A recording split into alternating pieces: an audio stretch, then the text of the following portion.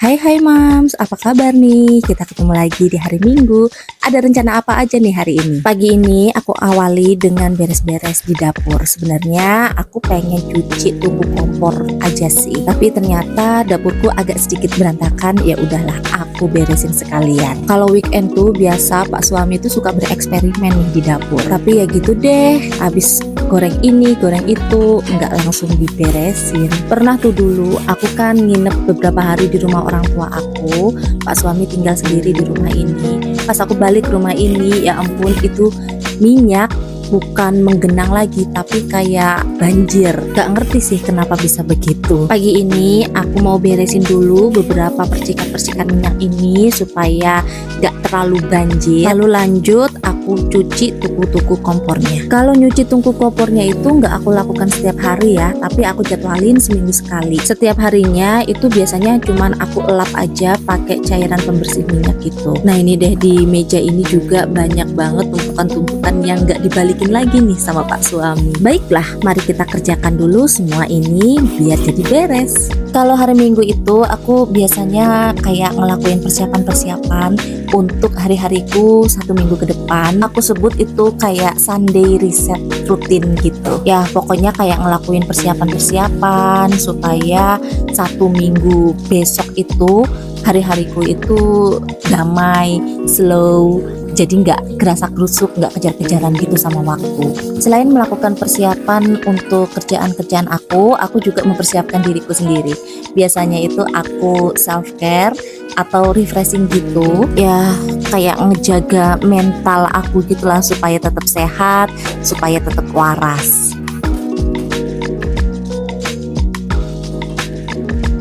Setelah beres dengan dunia perdapuran, aku akan melakukan self-care. Untuk pertama-tama, aku mau eksfoliasi dulu kulit wajah aku, supaya sel-sel kulit matinya itu terangkat semua. Eksfoliasi ini wajib ya, supaya skincare yang kita pakai, apapun itu, bisa terserap sempurna ke wajah kita. Biar kita itu nggak mubazir skincare, kan lumayan pricey. Aku udah selesai eksfoliasi pakai gel ini tuh gel eksfoliasi. Habis ini aku mau mandi, aku mau lanjut eksfoliasinya pakai facial scrub yang ada scrubnya gitu.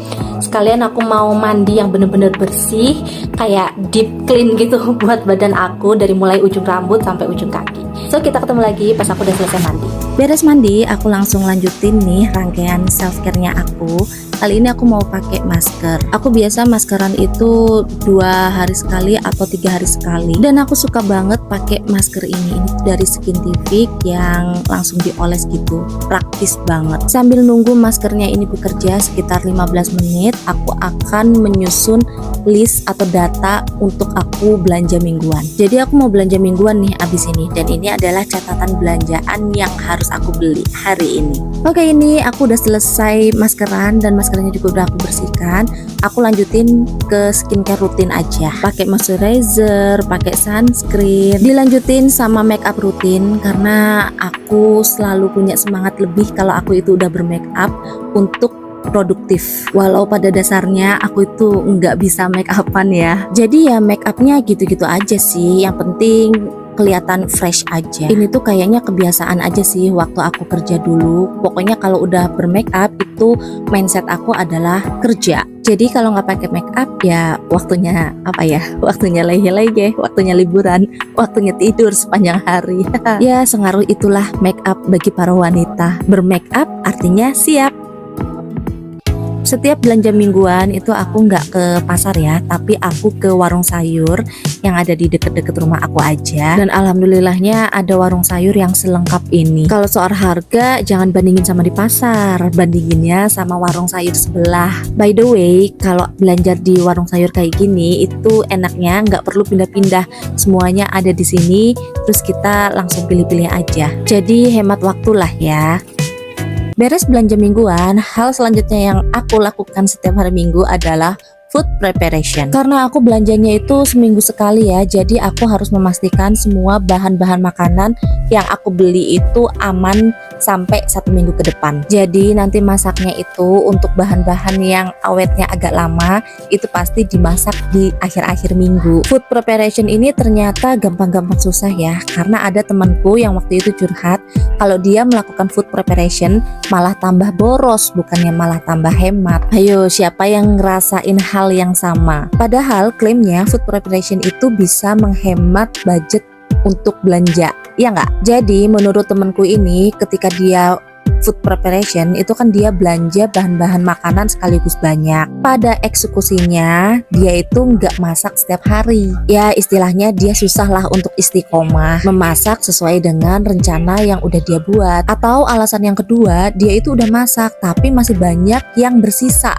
jadinya pada busuk. Ini adalah bukti bahwa melakukan food prep itu nggak boleh asal-asalan. Rencana itu penting banget ya. Saat membuat rencana menu itu kita sudah harus memastikan bahwa kita mampu memasak semua masakan yang sudah kita rencanakan. Dan saat akan belanja, kita harus membuat catatan, tapi nggak berhenti sampai di situ. Kita perlu rencanakan juga berapa banyak bahan masakan yang akan kita beli, sehingga nantinya apa yang kita beli itu semuanya bakal habis dalam waktu 1 minggu. Sisa juga paling cuma sedikit. Seperti misalnya dalam 1 minggu ini kita berapa kali masak menu ayam. Artinya ketika kita akan beli ayam, kita harus tahu berapa kilo ayam yang harus kita beli untuk kita masak di menu-menu tersebut. Begitu juga dengan sayurannya seperti kangkung, bayam, tahu. Gak lupa juga sama bumbu-bumbunya. Biasanya kita udah punya takaran tersendiri ya. Seperti aku pasti butuh bawang merah 1 minggu itu sekitar setengah kiloan. Untuk bawang putihnya sekitar 300 graman gitu. Intinya sih dikembalikan pada kebiasaan masing-masing ya. Jadi ya kalau food prep itu memang gampang-gampang susah. Semua itu harus diperhitungkan secara matang dan semua juga harus sesuai dengan budget kita masing-masing, ya nggak? Jangan sampai pengen food prep yang katanya bisa lebih hemat, malah jadi boncos. Kalau kalian sendiri gimana nih? Apa aja sih kendala-kendala yang kalian rasakan saat kalian melakukan food preparation?